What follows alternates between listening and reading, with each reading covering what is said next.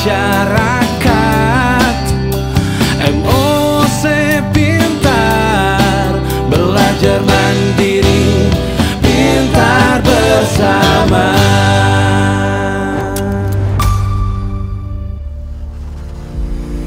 Assalamualaikum warahmatullahi wabarakatuh. Hai sobat pelatihan semua. Di materi sebelumnya kita sudah membahas tentang fondasi apa aja sih yang perlu kita bangun dalam rangka mengembangkan media sosial dan personal branding. Nah, kali ini kita akan bicara lebih jauh tekniknya seperti apa sih, praktek yang kita perlukan untuk menerjemahkan fondasi itu seperti apa. Nah, itu akan kita kupas tuntas dan lebih jauh pada materi kali ini, yaitu konten pilar. Nah, setelah kita tahu gambarannya apa yang harus kita lakukan, teknisnya gimana sih? Kak, tapi kan saya bingung. Sobat pelajar mungkin bingung. Bagaimana cara mengimplementasikan gagasan tadi dalam sebuah konten? Bagaimana mewujudkan ide tadi, personal branding tadi menjadi sebuah konten. Makanya hal itu bisa kita lakukan dengan membuat konten pilar. Yang pertama itu persona. Persona itu bisa dikatakan juga gambaran kita itu siapa. Nah, pengenalan diri kita ini. Kalau santri, saya santri gitu kan, itu bisa. Santri itu yang bagaimana? Kemudian yang kedua, keahlian. Santri kreatif, santri ekonomi, santri nulis, itu pembidangan, itu passion. Dan yang ketiga itu challenging. Nah, lebih lengkapnya seperti ini, sobat pelatihan semua. Kita simulasi sebuah akun media sosial lembaga. Kita simulasi sebuah akun media sosial pesantren. Kita bicara pesantren nih. Nah, dengan 3 tadi. Kalau kita bicara seputar personanya, kalau kita bicara persona media sosial pesantren, nah kita bisa mulai dengan seputar pesantren tadi. Kita pertama bikin tema utama, satu saja. Satu, akun media pondok pesantren. Tema utamanya tentang persona tadi kita bikin seputar pesantren. Kemudian subtema. Nah, nanti bisa info pendaftaran, info kegiatan, info yang ada di pesantren, info pendaftaran, info apapun itu seputar pesantren. Nah, itu bisa tuh untuk teman-teman lakukan. Yang selanjutnya, persona tadi untuk media akun pesantren itu kita bisa daily, seperti kegiatan harian, murojaah, mutolaah, ngaji subuh, jamaah. Nah, itu bisa tuh kita lakukan. Kita bikin kontennya itu untuk menjadi personalisasi akun kita dalam akun media sosial lembaga atau akun media sosial pondok pesantren.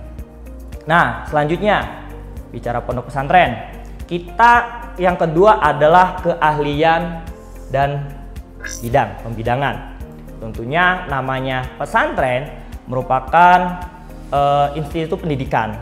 Makanya kita bisa mulai dengan keilmuan pesantren.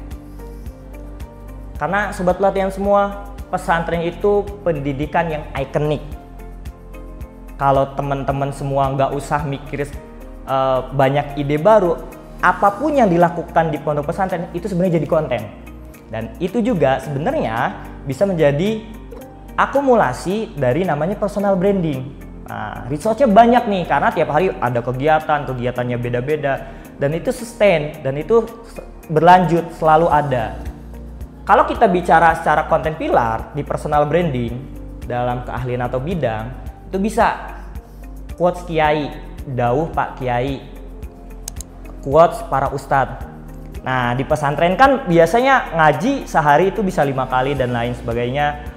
Kemudian pasti dalam ngaji itu Bapak Kiai, Bapak Ustadz itu kan membicarakan kalam-kalam yang menyejukkan, kalam-kalam yang inspiratif. Nah, itu bisa tuh contoh tuh. Satu kalimat, satu paragraf itu kita jadikan konten. Baik kontennya itu sebuah single post, reels, carousel, atau yang lainnya. Nah, yang kedua, pesantren merupakan institut pendidikan. Makanya kita juga pengajian.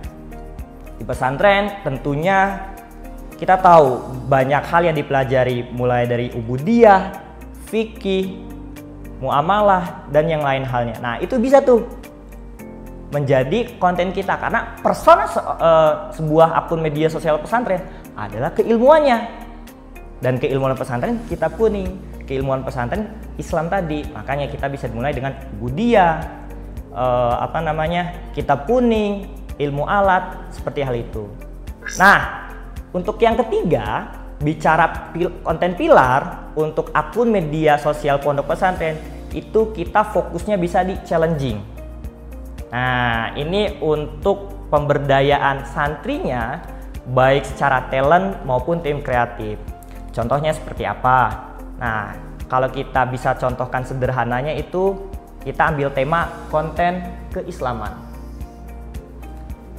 Nah, kalau di pesantren teman-teman santri kan setiap hari belajar nih.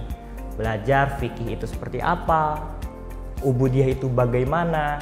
Nah, akhirnya kita bisa tantang. Oke, coba teman-teman santri bikin tutorial wudhu.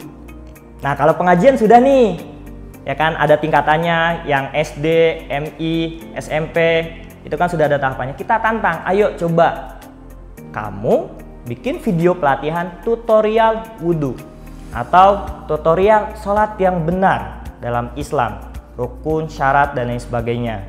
Nah, itu bisa ubudiyah, bisa kesunatan, ataupun ritual-ritual keagamaan yang lain. Kenapa ini challenging? Karena bisa dikatakan ini di luar dari apa yang dipelajari santri setiap hari. Makanya ditantang tuh, ayo coba bikin pelatihan tutorial dalam bentuk video. Nah, itu kan akhirnya teman-teman santri, teman-teman tim media tadi mau tidak mau harus bisa menarasikan dari keterangan teks di kitab kuning tadi menjadi secara komunikatif. Oke teman-teman, bagaimana cara kita wudhu? Tahap pertama adalah, nah kan tentu perlu belajar juga gaya komunikasinya seperti apa, ide kreatifnya seperti apa. Nah, itu makanya challenging juga untuk pengembangan teman-teman santri, teman-teman media sosial itu untuk mengembangkan dan mewujudkannya dalam sebuah konten. Dan tentunya yang kedua untuk challenging tadi, kita juga bisa membuat konten tentang keutamaan ibadah. Contoh bulan Maulid, keutamaan tentang Maulid gimana, sholawat, hukum Maulid, nah yang gitu-gitu. Yang secara periodik, kalau kita lagi puasa kontennya tentang puasa. Nah akhirnya kan konten itu berdasarkan bisa dari sekarang lagi apa, sedang hype apa. Nah, itu bisa periodik tuh, bisa berdasarkan waktu atau situasi yang terjadi. Nah, hal-hal ini sobat pelatihan semua yang menjadikan kita dalam membangun personal branding itu lebih mudah. Nah, jadi kan sudah ditentukan nih, oh tema utamanya ada 3 seputar pesantren, keilmuan pesantren, dan juga konten keislaman. Begitu pula dengan fokus daripada masing-masing tema utama ini.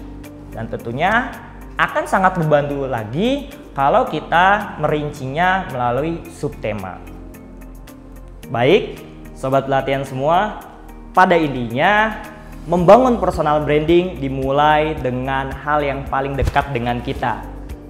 Dimulai dengan hal yang kita sukai. Biar apa? Biar itu sesuai dengan passion kita.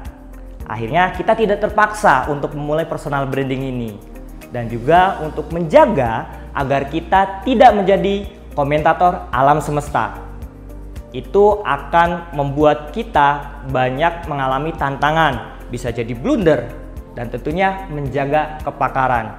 Jangan sampai isu itu dikomentari oleh bukan ahlinya. Maka dari itu, yuk teman-teman mulai konten, mulai bangun personal brandingmu, karena jempolmu harimaumu. Cukup sekian dari saya. Assalamualaikum warahmatullahi wabarakatuh.